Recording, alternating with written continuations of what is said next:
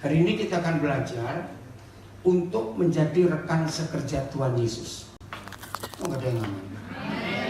Saya ulangi, hari ini kita akan belajar untuk menjadi rekan sekerja Tuhan Yesus. Senang nggak? Betul, kok ada wajah nggak senang? Kira-kira, ya, kalau ada di antara kita dipanggil Presiden Joko Widodo, hanya minta tolong cat pagar Istana Merdeka, mau nggak? Lo mau nggak? Ya nggak mau sombong. Lo ngerti nggak pertanyaan ini? Lo saya tanya aja kok. Betul? Kenapa kita mau? Lain. Kenapa kita mau? Bukan cuma yang nyuruh, ini kata yang salah. Yang betul adalah karena Pak Presiden menghargai saudara. Kan banyak tukang cat di Jakarta. Betul tidak? Nah, kalau Presiden milih saudara, dia tersekian juta tukang cat di Jakarta, itu bukan karena disuruh, salah. Nah, ini konsep yang salah di dalam banyak gereja tentang kata melayani. Tuhan tidak pernah menyuruh kita untuk melayani. Ini konsep penting. Saya bersyukur kepada yang jujur jawabnya walaupun salah tadi. Jadi kalau Presiden minta salah seorang saudara untuk ngecat pagar Istana Merdeka, itu bukan karena Presiden nyuruh. Coba renungkan. Kata menyuruh itu menunjukkan apa? Ayo, kata menyuruh menunjukkan apa? Oke, coba turunkan lagi. Biasanya yang disuruh itu siapa? Nah, kacung, pembantu. Ingat jam-jam terakhir sebelum dia masuk Getsemani untuk berdoa lalu ditangkap. Aku tidak menyebut kamu lagi. Masa lupa? Ayo, aku tidak menyebut kamu lagi hamba, tapi sahabat. Jadi ketika banyak gereja mengatakan bahwa kita ini hamba-hamba Tuhan yang disuruh oleh Tuhan, itu konsep yang salah. Tuhan mau kita kerjasama dengan Dia. Beda nggak kerjasama rekan sekerja dengan yang disuruh? Cepat. Beda. Nah, maka itu tempatkan diri kita bukan sebagai orang yang disuruh, tetapi rekan sekerja. Mari kita buka 1 Korintus 3 ayat 9. 1 Korintus 3 9. Di depan ada tempat itu. Coba ayo depan situ. Tolong yang ada tasnya yang angkat. Sini depan sini lagi. Ayo teman-teman sini cepat. Jangan putar dari belakang sana. Ayo cepat. Jom. Ya, sini bisa. Ya. Udah. 1 Korintus 3 ayat 9. Ayo kita baca sama-sama. 1, 2, 3. Stop. Nah, ini dulu. Karena kami, siapa kami di sini? Loh, kami ini siapa? Ayo terjawab. Iya, murid-murid Yesus. Kita semua. Karena kita ini adalah kawan sekerja, bukan yang disuruh. Catat itu. Betul? Nah, apa kata lain kawan sekerja? Partner. Partner. Apalagi? Rekan. Rekan. Apalagi ya coba. Ayo. Partner. Rekan.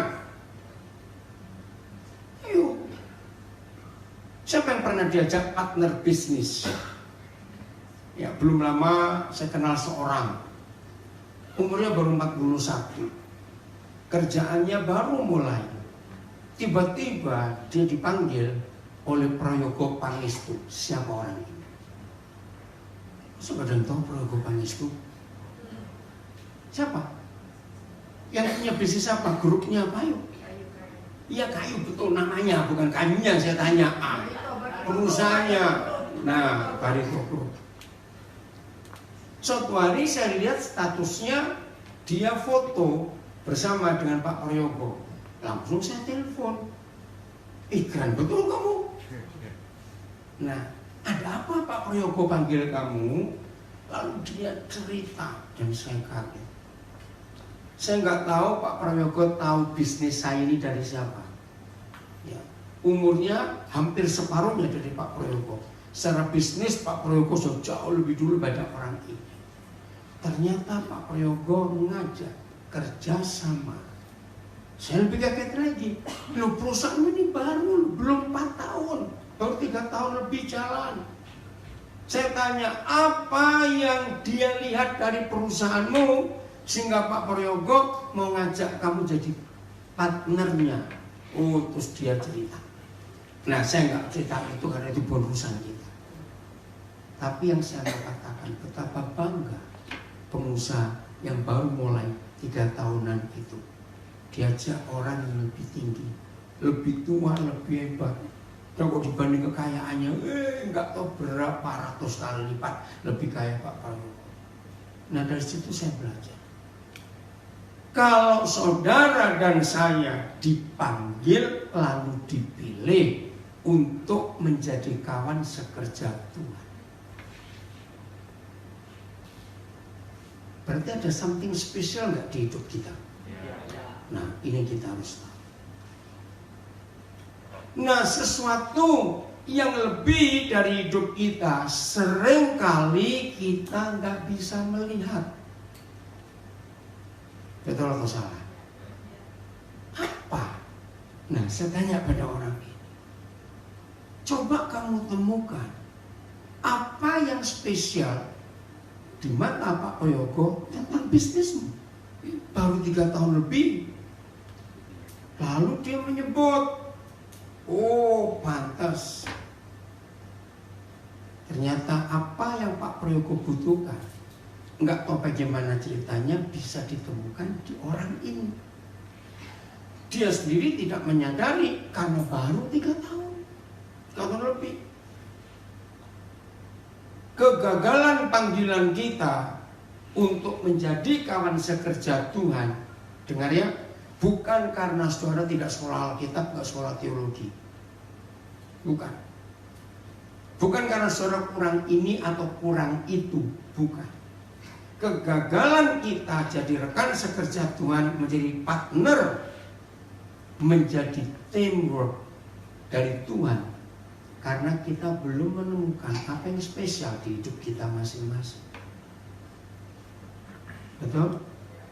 Nah, maka itu di dalam pekerjaan Tuhan yang Tuhan percayakan kepada kita, konsep ini harus ada lebih dulu. Melangkah. Kalau disebut partner, itu posisinya sama atau beda? Sama. Catat ya. Berarti kita berharga nggak di hadapan Tuhan? Sangat. Nggak beda. Nah, yang pernah mengerti konsep ini kita akan kagum. Kalau disebut partner, disebut rekan sekerja, disebut teamwork, bisa nggak yang satu berkata, aku nggak perlu kamu untuk kali ini, aku mau kerja sendiri? Jawab, bisa tidak? Enggak. Dengan kata lain, Tuhan bisa kerja sendiri nggak tanpa partnernya? Ayo jawab. Nggak bisa. Hebat nggak? Oke, kita lihat berapa contoh. Kenapa Yohan? Nah, ya. Kita lihat berapa contoh di Perjanjian Lama. Mulai dengan Noah. Apa yang Tuhan suruh Noah kerjakan? Ayo, cepetan. Bukan buat ketek, ingatnya. Bukan buat ketek, bukan buat rakit. Bukan cuma kapal, salah. Kapal besar, nah itu dia. Betul? Untuk apa kapalnya besar? Ayo cepat. Enggak, bukan nampung orang, salah. Orangnya nggak mau kok. Nampung binatang. Untuk nampung binatang. Semua. Gede-gede atau kecil-kecil? Semua. Gede-gede atau kecil-kecil? Kecil. Jadi bukan cuma kelinci, tikus, tupai, tapi semua binatang, termasuk gorila, gajah, dan semua yang gede-gede. Nah, cuma saya nyesel kenapa lu bawa nyamuk itu. Kalau saya ada di sana hari itu, saya bilang lu nyamuk jangan dibawa lah, biarin. Kenapa? Karena sejak kami di Papua, saya sudah ratusan kali kena malaria itu. Ya, yang pernah kena demam berdarah tahu rasanya, gara-gara nyamuk itu. Nah, ingat yang dibawa bukan cuma binatangnya, tapi makanannya. Untuk sekian lama, berapa bulan itu. Nah, pertanyaannya, sebetulnya Tuhan bisa kerja sendiri nggak dengan para malaikatnya? Nggak usah pakai Nuh. Bisa. Sangat bisa. Ini yang hebat. Kalau Tuhan kerja sendiri dengan Nuh yang disebut, mana lebih cepat selesai? Tuhan. Jelas Tuhan. Nuh berapa tahun Alkitab nulis? 100. Ayo masa lupa. Berapa tahun dia selesaikan kapal besar itu? 120 tahun. Itu yang saya heran. Kira-kira kalau Tuhan model kita, geregetan nggak lihat ini? Lu saya tanya, geregetan nggak? Cepat ngomong. Ini anak nggak selesai kerja ini. Boleh kita berpikir seperti itu? Apalagi yang mikirnya duit melulu.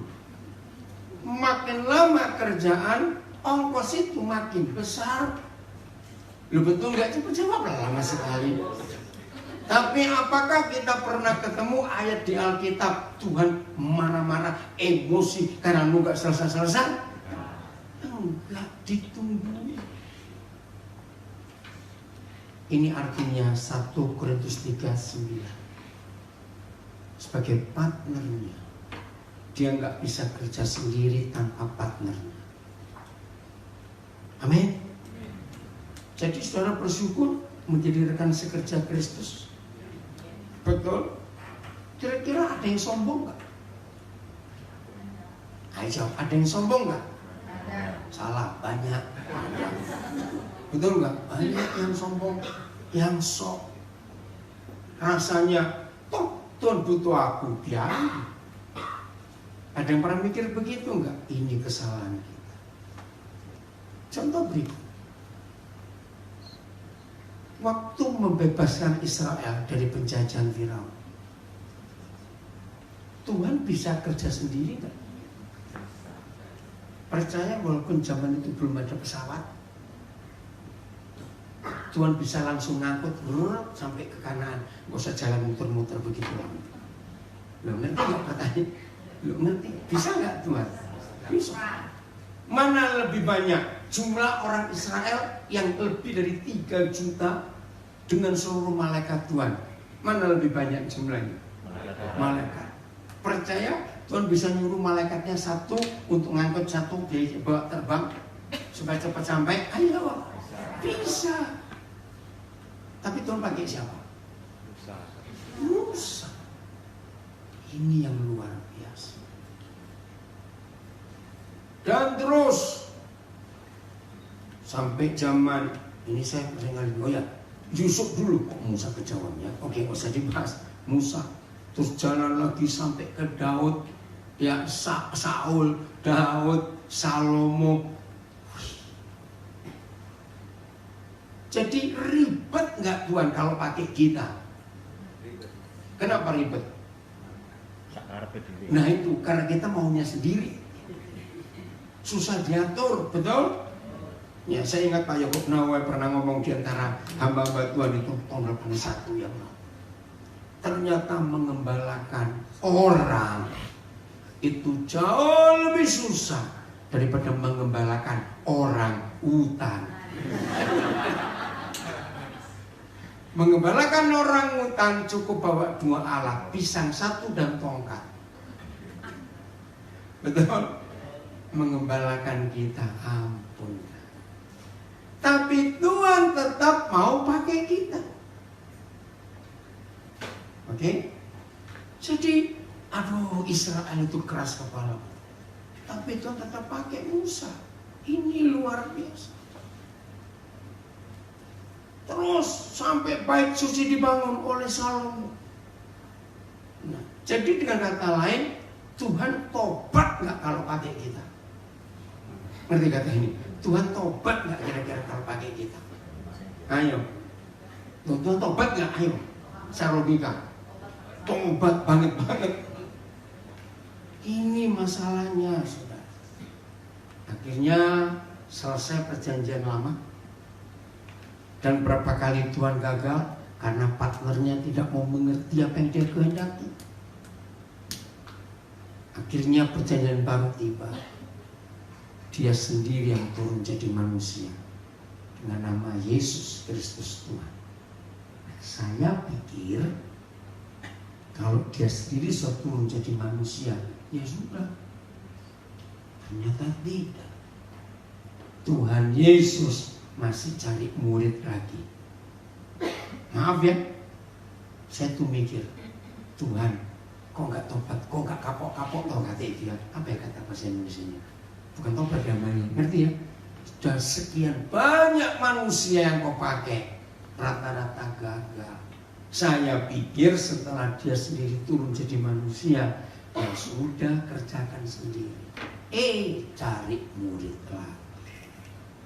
Masih ingat Lukas 6? Doa semalam malam hanya untuk milih 12 orang. Logikanya kalau Tuhan Yesus sendiri yang milih sambil doa semalam-malaman, seharusnya ada yang keliru, salah pilih gak? Jawab, seharusnya ada yang salah pilih enggak? Tidak. Buktinya ada yang salah enggak? Siapa? Nah, ini yang saya heran. Kenapa dia masuk? Harusnya mikir. Oke. Dari awal Tuhan Yesus tahu Yudas ini siapa? Betul? Sudah mata duitan, pengkhianat. Tapi tetap dipilih. Kita nggak bisa ngerti. Akhirnya dengan 12 orang itu, ada masalah nggak perjalanan dia dengan murid-muridnya? Ayo, ada masalah tidak? Ada banyak. Thomas nggak percaya, Yudas mata duitan, Petrus mulut besar. Aduh, minta ampun. Yohanes pernah tersinggung, minta api dari surga. Yesus tanya, untuk apa Nas kamu minta api? Aku mau bakar 50 orang Samaria. Yesus shock. Mana kelasku ada pelajaran bakar orang? Loh, betul gak? Tuhan Yesus shock. Dari mana kamu dapat pelajaran itu? Loh, betul, boleh gak mikir ini? Soal ini luar biasa. Ayo kita mikir. Betapa berharganya kita di hadapan Tuhan. Amin. Sehingga Tuhan tetap memilih kita, walaupun proses untuk menyelesaikan pekerjaannya makan waktu lebih banyak. Pernah mikir, kalau Tuhan pakai malaikat, lebih cepat selesai nggak pekerjaannya daripada dia pakai kita? Kenapa? Ayo cepat. Kenapa kalau pakai malaikat lebih cepat selesai pekerjaannya daripada pakai kita? Ayo mikir. Lebih nurut? Enggak. Lebih ngerti maunya Tuhan? Bukan. Malaikat itu enggak perlu konsumsi akomodasi transportasi. Suka mikir sih ah. Loh, betul enggak? Kalau pakai kita ada panitia konsumsi. Betul? Ada panitia perlengkapan. Belum kerja aja sudah ngeributin panitia. Loh ya atau tidak? Ini yang saya kagum. Ternyata Tuhan tetap pakai kita walaupun dia tahu pekerjaan yang lebih lama selesai. Pernah sadar nggak kalau Tuhan pakai malaikat suruh khotbah, ada pendeta bisa ngalahin? Walaupun lulusan sekolah teologi di sekian banyak negara, bisa ngalahin khotbahnya para malaikat? Tidak. Kenapa dia nggak pakai malaikat? Percaya kalau ada gereja mampu mengundang malaikat untuk khotbah, baru nongol belum khotbah orang bertobat. Betul tidak? Kenapa? Betul? Ini loh faktanya. Maka itu di dalam perjalanan kita sebagai rekan sekerja Kristus, para pelayan Tuhan. Jadi tadi Papa sudah kasih tema, kalian kenapa nggak lanjutin? Itu para pelayan. Jadi Papa seperti nggak pencet kamu. Ini ada kata, temanya ada kata para pelayan nggak? Nah, nggak ada kamu, ya udah, salah, maaf ya. Terang yang salah. Saya sudah ngetik tadi, berapa diganti, kenapa? Enggak langsung, awas. Oke, pelayan, hari ini saya kasih tema pelayan. Untuk kita berkumpul, belajar. Nah inilah fakta. Walaupun Tuhan sendiri turun jadi manusia, ternyata dia tetap perlu kita. Amin. Maka itu jangan sombong-sombong kalau Tuhan membutuhkan kita. Apa karena kita hebat? Tidak. Apa karena Tuhan terpaksa? Iya. Enggak. Terpaksa. Maaf. Enggak, sombong betul. Loh, kenapa saya berkata Tuhan terpaksa? Karena kan ada pilihan dua, malaikat atau kita. Loh ya atau tidak? Dan nanti saya sudah beritahu saudara dengan konsep, kalau Tuhan pakai malaikat, pekerjaannya jauh lebih cepat selesai. Maka itu kenapa dia nggak pakai malaikat? Saya tambahkan karena dia terpaksa milih kita. Jangan cari ayatnya, nggak ada. Saya ngomong sendiri ini. Tapi ini luar biasa. Oke, saya teruskan. Karena kami adalah kawan sekerja Tuhan, terus titik koma, baca. Kamu adalah ladang Tuhan, bangunan Tuhan. Siapa kamu di situ? Awas salah jawab. Nah bukan.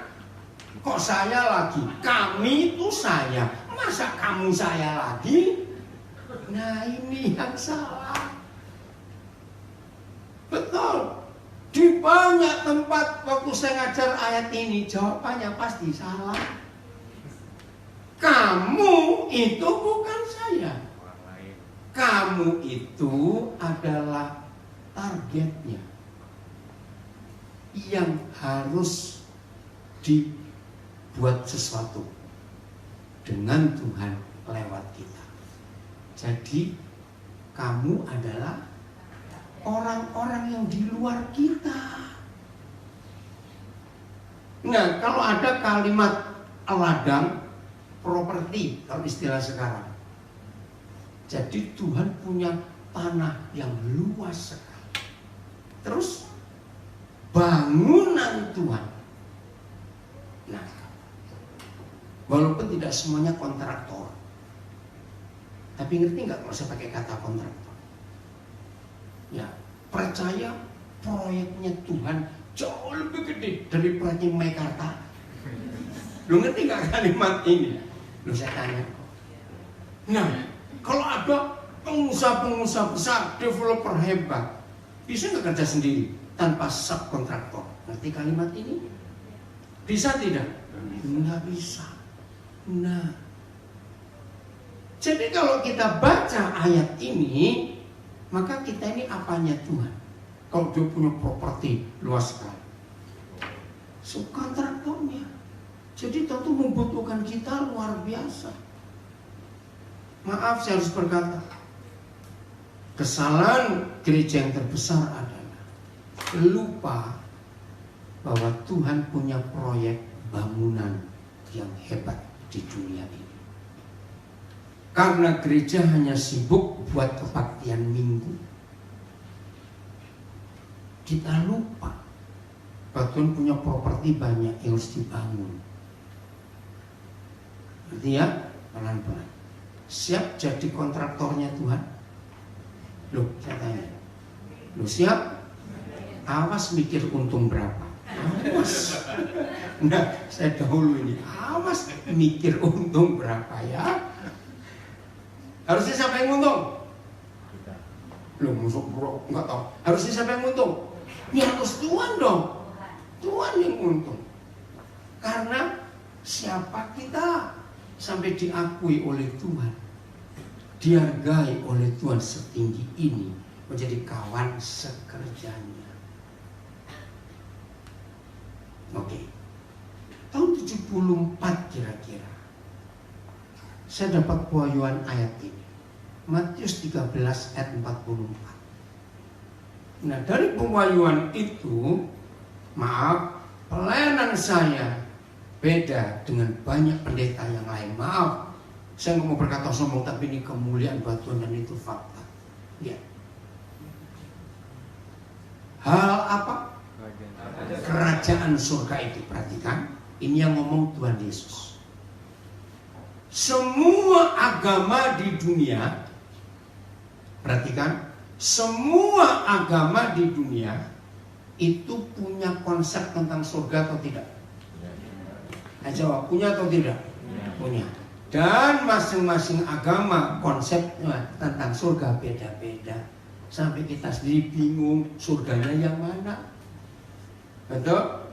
Nah, di dalam Kristus Yesus, surga itu tidak bicara tentang lokasi, tentang tempat, tentang suasana. Jalannya dari emas. Maka tuh kalau saudara nggak punya emas nggak apa-apa, nanti surga banyak. Kadang-kadang kalau saya dengar khotbah itu, jadi maksudnya kalau kita sampai surga, terus kita bawa palu, bawa apa itu bekel untuk apa itu nyunggil jalannya itu. Maaf, bukan begitu. Kata jalan dari emas, emas itu artinya kasih, bukan logamnya. Enggak ada yang amin. Bait suci Salomo itu satu-satunya bangunan yang pernah ada di dunia. Lantai, dinding, plafon, tiang, pintu, kusen, daun jendela, kusen jendela, semuanya dilapis emas.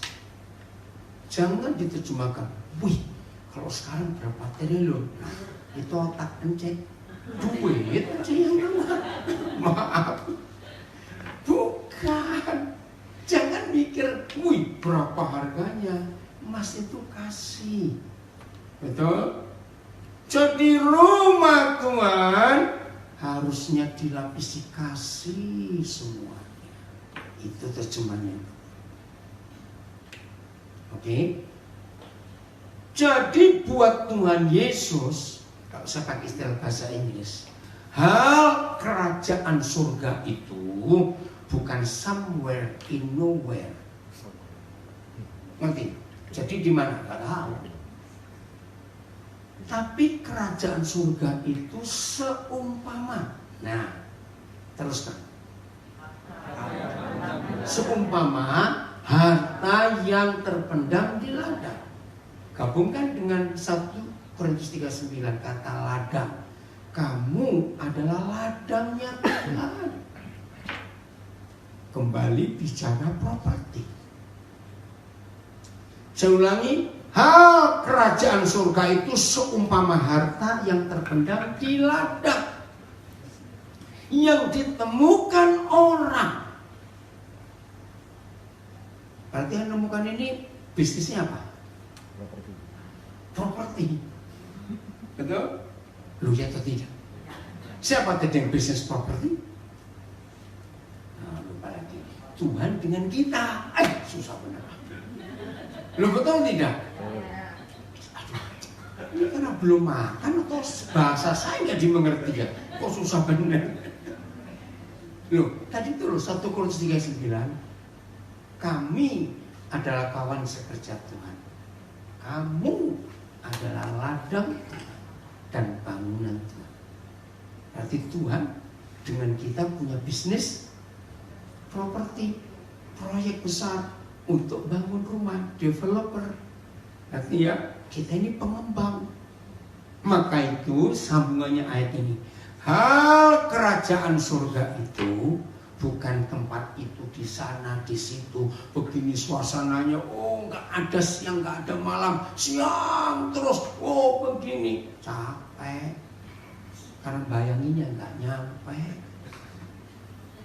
Ada yang tanya, jadi nggak tidur kita, terus nggak makan, terus nggak mandi, terus nggak berak, terus nggak kencing. Ada yang tambah panjang pertanyaannya. Nah sudah, nggak usah bahas surga soal itu. Perhatikan yang dikatakan Tuhan Yesus. Kerajaan surga itu seumpama harta yang terpendam di ladang yang ditemukan orang. Nah saya tanya, siapa orang yang menemukan harta itu? Kita. Pertama Tuhan Yesus, baru kita. Oke? Kalau bicara ladang, pasti mikirnya tanah. Betul? Tubuh kita dibuat dari apa? Jangan bilang dari kedelai. Tubuh kita dibuat dari apa? Tanah. Nah, tanah ini yang harus dibangun sebuah bangunan. Saya menemukan ayat ini tahun 74, saya menangis. Harta. Mendengar kata harta, saudara mikir apa? Jangan uang lagi, nggak harus uang harta itu. Mas, oke. Something valuable. Something, sesuatu yang wow. Nggak harus uang, nggak harus emas. Harta. Dengarkan. Ini yang kita ketahui. Percaya tidak, di dalam setiap ladang itulah hidup manusia. Secacat apa orang itu, maaf. Sejelek apa orang itu, maaf. Sebau apa orang itu, di dalamnya ada harta yang terpendam. Kok nggak amin sih saya ngomong begini? Ngerti nggak maksudnya? Artinya ketika setiap manusia dilahirkan oleh Bapa di surga, lewat setiap ibu, setiap mama, Papa memberikan skill di hidup orang itu. Amin. Itulah harta. Awal 80-an saya membaca buku judulnya Warisan Abadi. Orangnya nulis begini. Kalau Anda ingin melihat kekayaan, kalau Anda ingin melihat kemewahan, jangan ke istana raja-raja di Eropa. Jangan ke bank. Jangan. Suruh ke kuburan. Saya pikir ngapain? Dan baca semua nama yang ada di batu nisan. Ternyata di semua kuburan di dunia, disitulah kekayaan yang sesungguhnya dikubur. Ngerti nggak maksudnya? Belum lama seorang hebat di dunia itu, idola saya, Dr. Stephen Hawking, meninggal. Betul? Belum lama, berapa bulan ini. Jadi dia pintar nggak? Ya yang tahu ya. Maaf.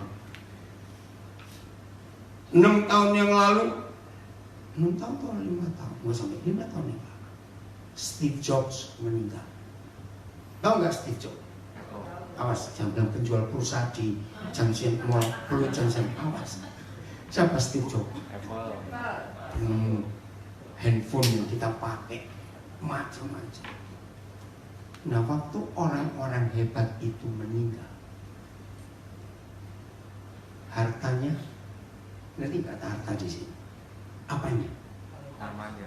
Skillnya ikut dikubur. Coba bisa dipindahkan otaknya Steve Jobs, pasti rebutan. Lo ngerti gak? Pasti rebutan. Akhirnya saya mikir betul juga. Kalau ingin melihat kekayaan, ke kuburan. Itulah harta. Oke, jelas ya sekarang? Nah, inilah ayat, satu-satunya ayat yang menyebabkan saya punya visi menyekolahkan orang sebanyak-banyaknya, supaya ada surga di dunia. Loh, kok enggak aman? Kan begitu kata Tuhan Yesus. Kerajaan itu seumpama harta yang terpendam di ladang. Jadi percaya sebau-baunya orang itu, secacat-cacatnya orang itu, sebodoh-bodohnya orang itu, tetap ada kehebatan. Cuma belum ditemukan. Nah, papa di surga butuh kontraktor. Betul? Untuk apa kontraktornya? Iya, untuk menemukan harta itu. Terus lalu dipendamkannya lagi. Terus oleh sebab sukacitanya pergilah ia menjual seluruh miliknya lalu membeli ladang itu. Jadi harga ladang itu berapa? Ayo baca ini, sampai nggak terbatas, ada tulisannya kok, ngarang sendiri. Ayo, jadi berapa? Lis, kenapa tertawa kamu? Kenapa? Loh, betul nggak? Jadi berapa harganya ladang itu? Seluruh miliknya. Mahal atau murah?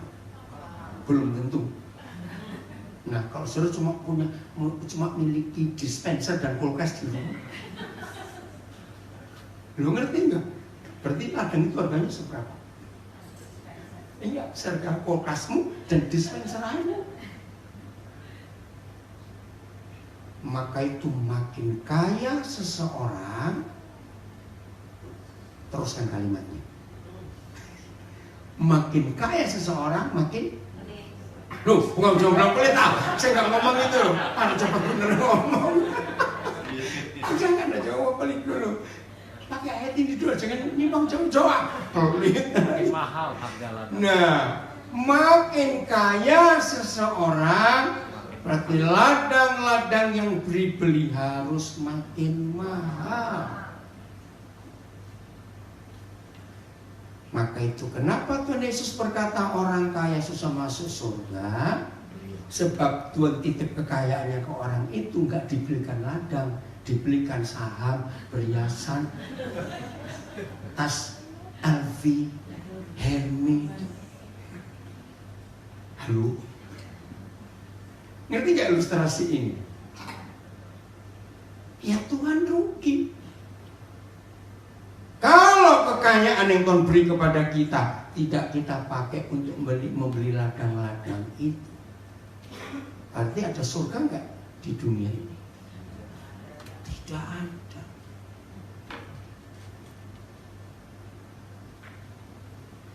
Kok diam? Kok diam kenapa? Maka itu jangan kaya-kaya supaya beli ladangnya gampang. Oh enggak, amin. Apa susah? Kenapa Pak Gembala kok susah? Oh, aminnya susah. Serius. Maaf.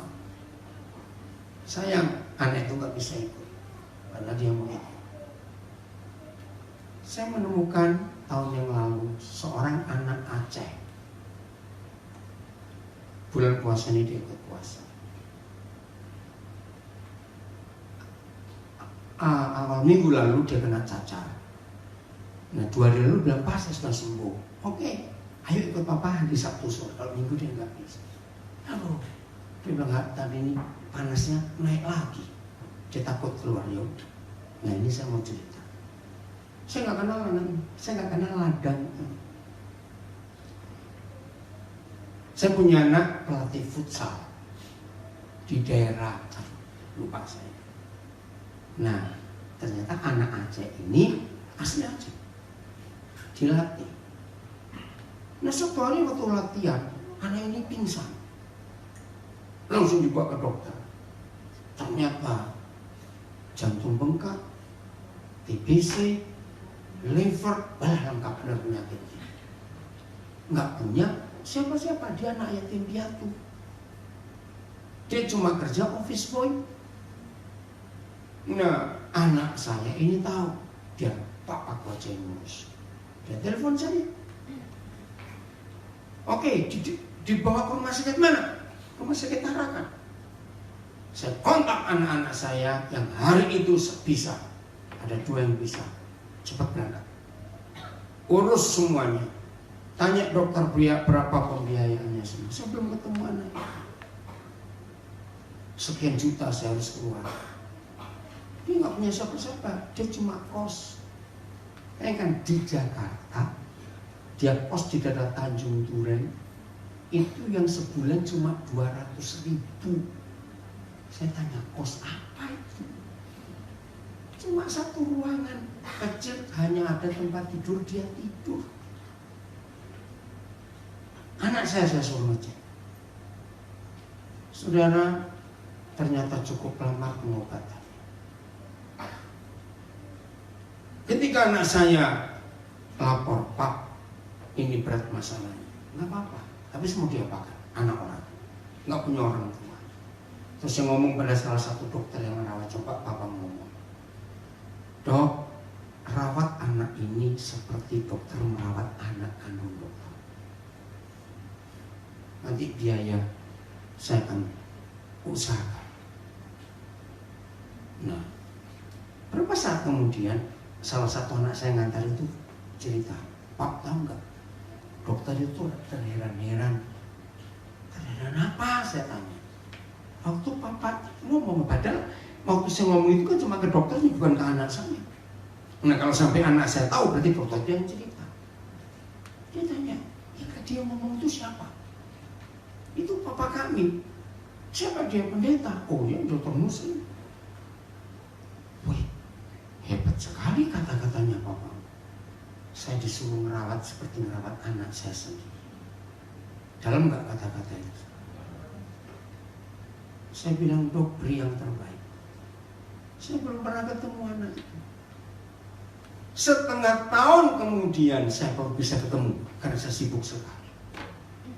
Dia pun setelah ke rumah sakit, dia bisa kerja lagi. Dia tanya, pengen ketemu saya, cuma lewat WhatsApp aja, telepon. Akhirnya saya baru ketemu, hampir setengah tahun setelah itu. Dia cium tangan saya, dia bilang terima kasih. Saya suruh dia, karena kamu panggil Papa ya. Ya Papa nggak akan mempengaruhi kamu dalam agama. Maka itu bulan puasa dia puasa. Nah, jadi buat dia ketemu surga nggak? Hal kerajaan surga itu seumpama.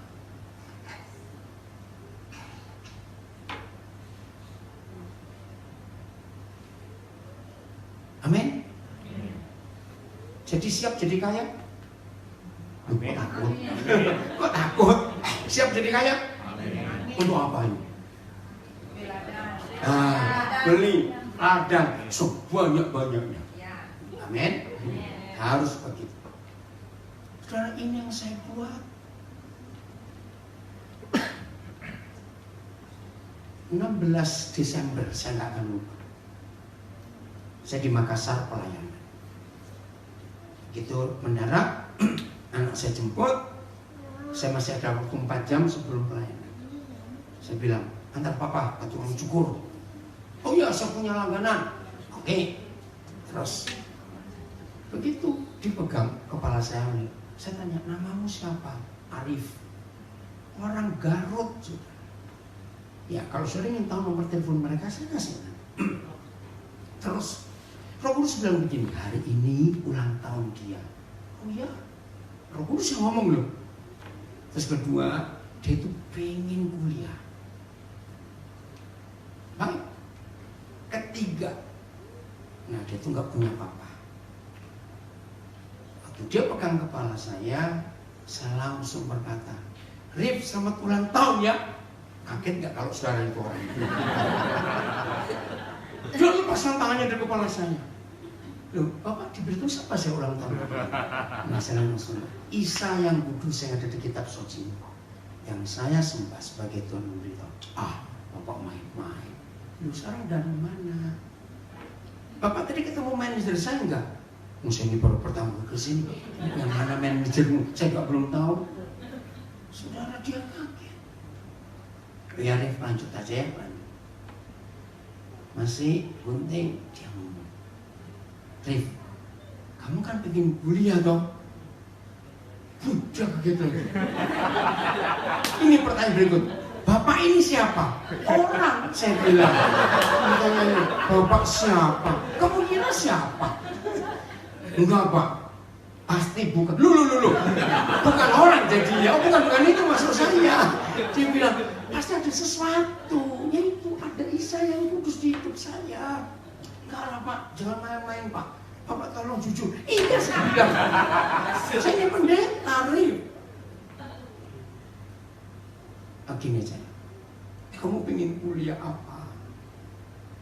Pak, dari dulu saya tuh pengen jadi perawat. Mulia sekali hati murid untuk merawat orang sakit. Mulia sekali. Saudara, luar biasa. Nanti bulan Agustus dia kuliah. Saya sudah bayar uang mukanya. Dia senangnya luar biasa. Sayang, HP-nya dipakai untuk merekam. Ini sudah baca-baca. Kemarin dia SMS WA saya. Papa kapan ke Makassar? Saya kangen karena saya belum ketemu lagi sejak Desember itu. Oke? Nah, sudah pas mau selesai, saya bilang, Rif, kenapa sih kamu itu nggak bisa ngampuni bapakmu? Dia malah bingung lagi. Udah nanti aja kita lanjutkan. Supaya kamu gak salah gunting. Iya, saya bilang, rambut sudah sedikit Rif, jangan salah, itu susah. Iya, harus tertawa ya. Gak enak sekali tertawa. Oke ya, dengerin. Nah, anak-anak yang antar saya, dia cukur juga, gunting juga. Jadi saya masih nunggu. Nah, waktu saya nunggu, baru saya kenalan dengan manajernya. Dia bingung, kenapa Bapak bisa tahu kalau hari ini ulang tahun Arif? Ya itulah saya bilang. Jadi tolong, ada berapa orang kerja? Karena di ini kan sekarang tren, tukang cukur ada kafenya. Nah, terus saya tanya berapa orang semua kerja di sini? Oh, dengan cleaner ada 11. Oke. Tolong tanyain semua yang kerja di sini mau makan apa, minum apa dari kafe ini untuk pestakan ulang tahun Arif hari ini. Kaget manajernya. Nggak apa-apa, apa saja. Milih dulu. Nggak mungkin saya nungguin kalian sampai selesai nanti. Pokoknya itu manajernya bingung. Bapak ini siapa? Pendeta, saya bilang. Hitung semuanya, siapa ini siapa? Termasuk Arif, Rif. Ayo Rif, kita syukuri ulang tahunmu hari ini. Pesta semuanya. Oh, jadi saya jauh lebih mahal bayar makanan dan minumnya daripada cukurnya. Hampir 800.000. Tapi Arif bahagia sekali. Dan nanti bulan Agustus dia akan kuliah. Hal kerajaan surga itu seumpama harta yang terkenal. Nah, saya rekan sekerja Tuhan, subkontraktornya Tuhan, harus tahu. Betul? Maka itu keliling kemana saja. Kalau Roh Kudus bilang saya akan kerja. Maaf ya, saya cuma cerita, kebetulan ini ada beberapa anak saya di sini. Suatu hari saya lupa, ingat gak Jo? Pertama kali kamu ketemu Papa kapan? Tahunnya 2012. Kalau saya pernah dengar kata School of Tomorrow, pilihnya Balov, SOT ya. Nah, saya diundang untuk bicara di hadapan guru-guru, saya membekali. Nah, selama saya mengajar guru-guru, ada satu guru yang nangis terus. Akhirnya begitu selesai, guru itu datangi saya. Pak, selama Bapak ngajar itu, aduh, saya cuma ingat kemenakan saya. Ini, coba tangan dong, coba. Yang tinggi itu, yang tinggi. Ya, cucunya. Kenapa? Dia itu dari kecil, begitu lahir ditinggal mamanya, papanya nggak ada. Jadi dia besar dengan mama saya dan saya. Tapi kami dua ini nggak sanggup biayai dia. Terus, ya akhirnya anak ini hidupnya jadi nge-game saja. Sekolahnya tidak selesai, SMP-nya. Oke, kok gitu, kapan bisa ketemu? Kebetulan minggu itu saya masih di Jakarta. Akhirnya minggunya, saya dengan istri saya pelayanan di Serpong, di PSD, GPI Junction, ya GPI Perum. Nah, datanglah mereka, dia dengan tante. Langsung saya bilang, mulai hari ini kamu panggil kami papa mama, dan sejak hari itu sampai hari ini dia jadi anak kami. SMP-nya nggak selesai, langsung saya bawa ke Nabire untuk ikut kejar paketnya, sekolah dapat ijazah SMP, langsung masuk ke SMA kami. Dia lulus SMA 2 tahun lalu ya, papa lupa. Kamu sudah berapa tahun ini di Studio Pranoto? 3 tahun. Dia semester berapa sekarang? Semester 6, nggak rasa, cepet bener. Begitu dia lulus SMA, kami tanya, cita-citamu apa? Nah, sekarang dia kuliah di Universitas Katolik Studio Pranoto di Semarang. Ini pas libur, lebaran, nah dia ke Jakarta. Bang tadi malam dia tiba. Apa jurusanmu? Apa ini? Game teknologi. Ini bulan depan, Juli, dia dapat kesempatan untuk berlatih di Bangkok dengan Universitas Bangkok. Luar biasa. Nah, saya menemukan ladang ini yang nggak ada harapan. Dia anak satu-satunya.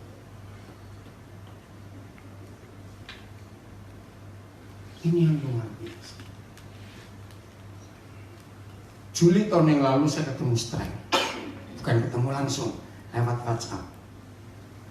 Dia WhatsApp saya, tanya soal sekolah TK kami di Nabire, karena dia guru TK aja. Nah tapi waktu dia WhatsApp saya, Pak Guru itu ngomong, tolong carikan papanya. Oh, pertanyaannya nggak punya papa, nggak ketemu. Akhirnya saya telepon. Nah, saya bilang, sebelum ngomong soal sekolah, boleh nggak saya ngomong soal papamu? Belum, kenapa? Sudah berapa lama kamu nggak ketemu papamu? Dia kaget. Dia nggak cerita Tuhan sama dia. Nah, saya bersyukur saya punya istri yang penuh pengertian. Kami sebagai partner dalam pelayanan.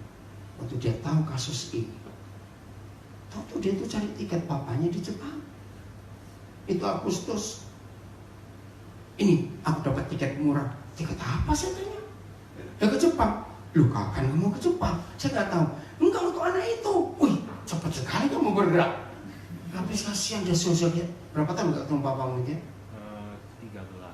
13 tahun. Papanya orang Jepang. Waktu dia masih umur berapa? 10 tahun. Papanya pulang ke Jepang. Ternyata sampai sana stroke. Sampai hari ini dia nggak bisa balik ke Indonesia. Akhirnya kami ketemu Juli lewat WhatsApp. Desember dia berangkat ke Jepang. Istri saya cari tiketnya, saya kagum. Nah, Tuhan bolehkan hidupnya. Dari dia, akhir Februari yang lalu, dia cerita, ini anak saya tuh suka nyambung-nyambung itu. Pak, saya punya teman, anak ini kasihan. Ini orangnya. Ini kamu ketahui. Modelnya culun sekali. Kenapa dia? Anak ini nggak punya status, nggak punya identitas. Maksudmu, akte lahir nggak punya, KTP nggak punya. Nah terus gimana? Cepat-cepat waktu itu, saya dengan stand di Central Park. Telepon, suruh kesini, cepat-cepat. Ternyata pas dia lagi di Tanjung Duren. Ya udah, saya panggil, ayo kamu kesini. Gimana ceritanya? Ya begini. Jadi dia itu begitu lahir, mama gimana meninggal atau pergi? Nggak tahu kamu ya. Pilihan cuma 2, keluarga besar dan dipilih mama. jadi ada sedikit trouble antara Nggak, gini aja, cepat aja. Pokoknya waktu lahir mamamu itu kemana? langsung meninggal. Langsung meninggal. Nah, jadi dia nggak tahu kemana, oke ya? Nah, jadi dia nggak tahu anaknya siapa, lahir di mana, dia cuma ngarang-ngarang aja lahir di mana. Waduh, saya bilang ini, ya udah. Nah, saya punya satu anak, sekarang ada di Nabire. Nah, ketika dia lulus komputer, pemerintah Kabupaten Nabire membutuhkan tenaga ahli. Nah, sekarang anak ini diangkat jadi pegawai negeri khusus di bidang kependudukan. Nah, waktu IKTP mulai muncul, dia satu-satunya orang expertnya. Bersyukur kepada Tuhan. Nah, itu ladang lain lagi yang saya temukan. Saya sekolahkan dia di Malang, lulus master IT. Dia pulang ke Nabire, saya bawa ke sana. Nah, terus saya telepon, tolong, ini kamu punya adik baru, tapi begini-begini, gampang, udah. Nah, karena dia tahu hukumnya, saya nggak tahu gimana. Langsung dapat surat jalan, ya, nomor induk kependudukan NIK. Wah, waktu dia langsung suara seminggu kemudian. Nah, akhirnya, kapan nih kamu papa bawa ke Nabire? April ya? Maret ya, itu Februari akhir. Untuk didata di sana, masuk ke kakak saya, langsung dia punya KTP pertama kali seumur hidup. Ngerti nggak saudara? Nah, ini ada banyak di sini. Ya, Ted angkat tangan, Ted, itu lagi orang hebat di belakang. Ted angkat tangan, namanya Teddy. Sama, dia lulus public relation, orang-orang luar biasa. Oke, satu lagi ya, saya cerita. Andri angkat tangan dong. Nah, tangannya, saya Eka, pembimbingnya nggak datang. Satu siang saudara, saya dapat WhatsApp dari Eka. Eka itu sarjana apa ya? Psikologi. Itu anak saya juga. Nah, terus WhatsAppnya bunyi demikian. Pak, ada satu anak bimbing saya yang besok harus bayar SPP. Kalau tidak, dia akan di DO. Itu beritanya. Tapi saya sibuk sekali hari itu. Nah, jam 1 kurang seperempat waktu Nabire, berarti jam 11 kurang seperempat malam waktu Jakarta. Roh Kudus ingatkan, ingat WhatsAppnya Eka tadi siang. Iya, sebelum telepon anak itu, langsung saya telepon Natri. Berapa belas kali dia sudah tidur? Belasan kali, betul nggak? Ingat nggak berapa belas kali kira-kira? 11 kali kira-kira. Nah, logikanya, kalau saudara diterusin atau stop? Sampai ke 8 kali aja. Maaf ya, stop. Tapi Roh Kudus susah, kamu harus sampai dia nyambung. Coba, maaf. Coba dari kamu maju ke depan. Kenapa kamu kok bisa terima? Nah, yang luar biasa. Kemarinnya dia bersama mamanya, dia nggak punya papa. Bersama mamanya berdoa di gereja. Tuhan, besok harus nanti malam atau besoknya harus ada jawaban. Besok sebelum jam 11 malam. Saya kan nggak tahu. Nah, coba kamu ngomong sebentar. Ya, jadi waktu itu kenapa bisa angkat? Sebenarnya saya udah tidur, mama udah tidur, terus tiba-tiba si Dede kebelet pipis gitu. Dia bilang, kok handphone lu itu bunyi tuh? Pas lihat dari siapa gitu kan? Nomor gak dikenal. Biasa kalau nomor gak dikenal saya skip. Cuma waktu itu angkat aja lah gitu. Dan ternyata si papa yang telepon. Ini orang siapa gitu kan? Terus habis itu suruh panggilnya papa lagi kan? Jadi bingung. Jadi singkat cerita, hari itu adalah hari terakhir untuk bayar SPP. Kalau enggak besok saya udah nggak boleh masuk kuliah gitu. Karena sudah berapa semester telat kamu saya? Sebenarnya 1 sih, cuma kan kalau kampusnya nggak bisa tolerir. Jadi ya penentuannya hari itu. Waktu pagi kan hari Minggu, itu saya doa sama mama. Kita pegangan tangan benar-benar doa. Terus pas waktu itu penyembahan kita nangis berdua. Tuhan tolong kasih jawaban hari ini. Kalau misalkan hari ini memang saya nggak boleh, udah jalannya nggak kuliah, ya nggak kuliah, saya kerja. Karena waktu itu kondisi kenapa saya nggak bisa bayar kuliah, karena adalah mama sakit. Jadi uang untuk saya bayar kuliah, untuk mama berobat, pilihannya cuma kuliah atau berobat gitu. Saya pilih mama saya berobat gitu. Nah dengan saya tanya, jadi bukan saya curiga, tidak. Kenapa sampai sakit mamamu? Ya logika saya, harusnya kan mama berkorban untuk anak dong. Maaf ya.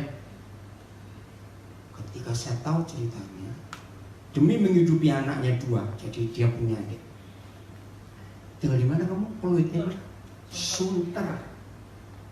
Mamanya itu kerja di kota, daerah Gelodok. Demi menghemat, ini mama tiap hari pulang pergi jalan kaki Sunter Gelodok. Bukan cuma lumayan, I know Pak. Lumayan, saya syok. Nah, karena jalan tiap hari, fisiknya lemah. Tapi saya tanya dia, berapa yang harus kamu bayar besok? 7 juta berapa ya? 5 juta 7 lupa. Plus denda jadi sekitar 7,5. Nah, plus dendanya 7,5 juta. Hai, uang dari mana besok? Saya tanya istri saya, ada nggak tabungan? Nggak ada kalau segitu. Besok lagi, itu sudah malam.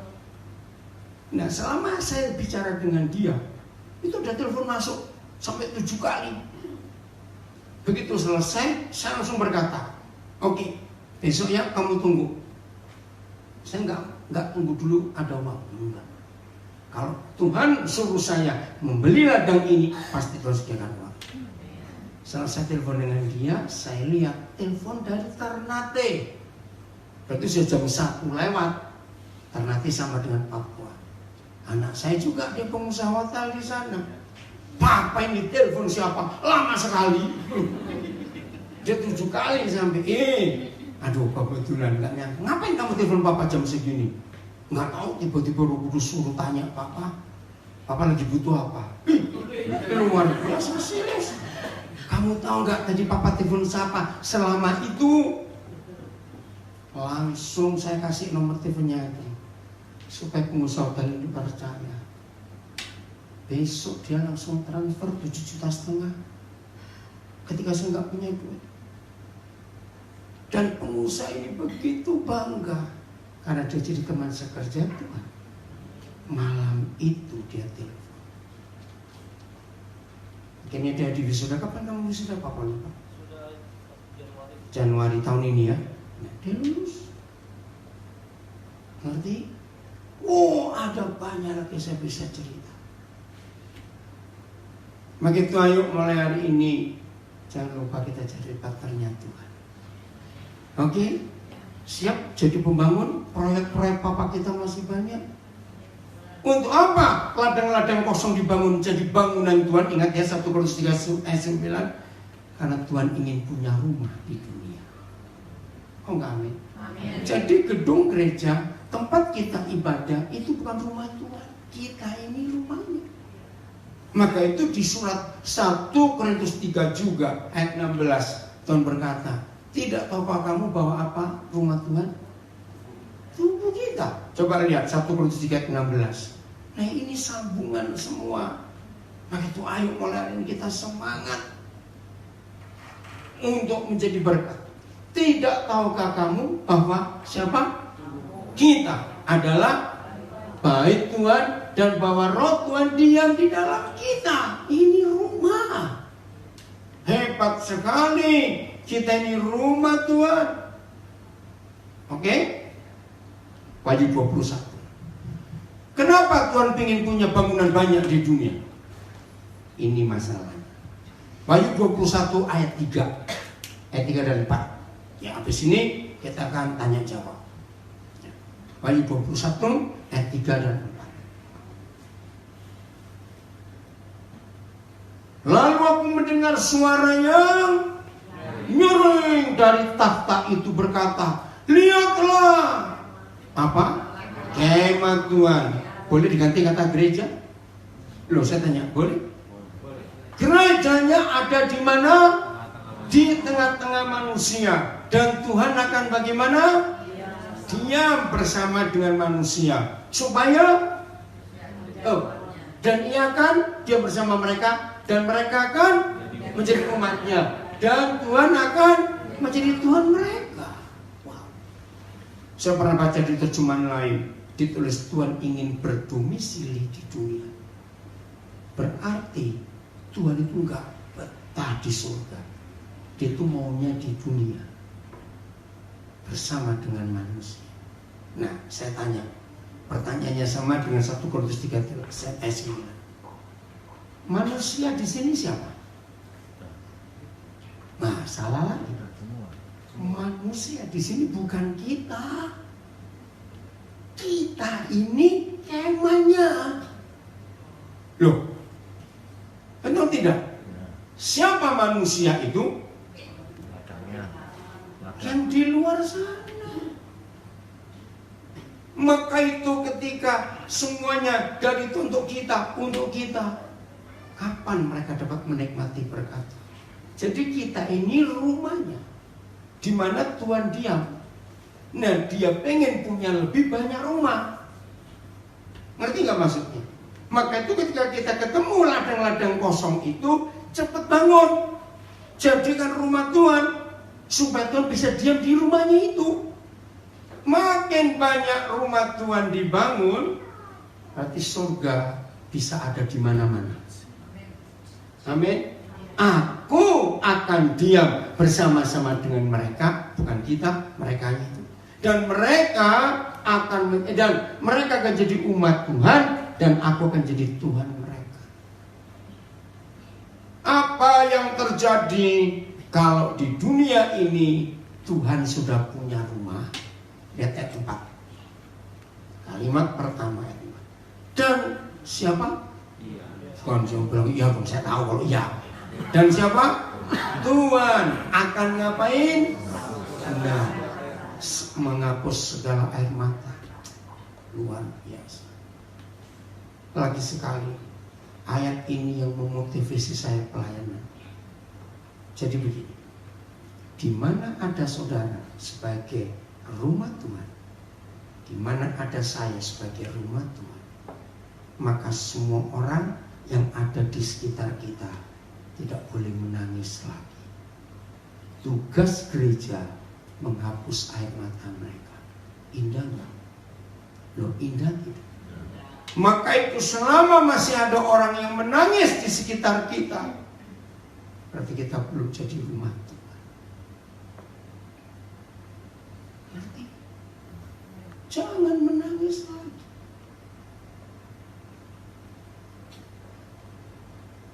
Tiga hari sekarang, saya baru balik kemarin sore. 3 hari saya dengan beberapa hamba Tuhan, termasuk Pak Arasiaan dan banyak lagi, kami retreat di Terawas, Jawa Timur. Ada satu gereja dari Singapura, tapi gereja milik orang Indonesia. Namanya Care City Church, CCC. Nah, gembalanya itu seorang pengusaha yang sangat diberkati Tuhan. Dia sangat termotivasi dengan apa yang Tuhan ajarkan lewat saya, khususnya ayat ini. Nah, sebagai pengusaha, Tuhan berkati secara keuangan luar biasa. Nah, 3 hari ini, tadi baru selesai. Dan mereka tadi rombongan 80 orang berangkat ke Singapura. Tadi pas saya baru nyampe sini, mereka baru take off. Mereka laporan ke saya, luar biasa. Kami capek 4 hari, tapi kami puas. Apa yang dibuat? Dia mengundang 14 panti asuhan di sekitar Surabaya. Anak-anak panti asuhan dikumpulkan semua. Dan yang melayani jemaat mereka yang 80 orang itu, memberi makan, bawa pakaian, semuanya fasilitas. 14 panti asuhan dibawa semua ke Terawas. Saya tanya, habis berapa kak? Kode memang besar. Nih lihat, Karena mereka sewa bis yang bagus, yang pakai AC. Makanan ya ampun melimpah. Dan dia juga memberkati. Jadi snack sore dan supper malam itu nggak masak dari villa itu, villanya gede, namanya Blessing Hill. Saya juga baru tahu itu, segede itu. Siapa yang dipanggil untuk snack sore dan supper malam? Penjual bakso, sate, apa saja, ronde di sekitar tempat itu dipanggil, sudah datang bawa gerobaknya semua. Wih, ini luar biasa, luar bisa bayangkan nggak? Dijamu anak-anak panti ini, diberi fasilitas, ada sepatu, ada jaket, ada semuanya. Bahagia sekali mereka. Nanti ada banyak ladang yang kita perlu urus. Kok nggak amin? Amin? Ada banyak ladang yang nggak terurus, harus kita urus. Luar biasa. Ayo mulai hari ini, kemanapun kita pergi, kalau ada orang menangis, hapus air matanya. Kok nggak amin sih? Katanya teman sekerja. Dia ada. Tapi ngerti nggak arti menghapus air mata? Jangan cuma modal tisu. Loh, loh, ngerti betul nggak? Kalau modal tisu, semuanya bisa dong. Loh ya, maka itu beda saya dengan banyak pendeta yang lain adalah hati ini. Kalau kau menyuruh saya ke suatu tempat yang baru, maaf, saya harus cari data. Apa yang menyebabkan orang-orang di daerah ini menangis? Saya harus cari dulu. Begitu saya tahu sebabnya menangis, nah saya hapus air mata mereka dengan memenuhi yang mereka belum ada. Jadi nggak cuma mbak tisu, awas. Ngerti? Tapi maaf, hampir semua pendeta kalau masuk ke daerah baru langsung cari gedung mana bisa disapaya. Betul? Atau cari tanah, ayo kita bangun gedung gereja. Salah. Itu tidak menyelesaikan masalah.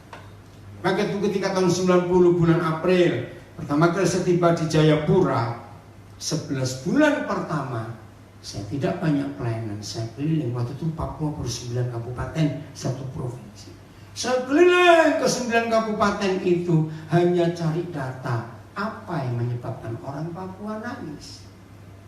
Ternyata tahu tanah mereka kaya, sangat kaya.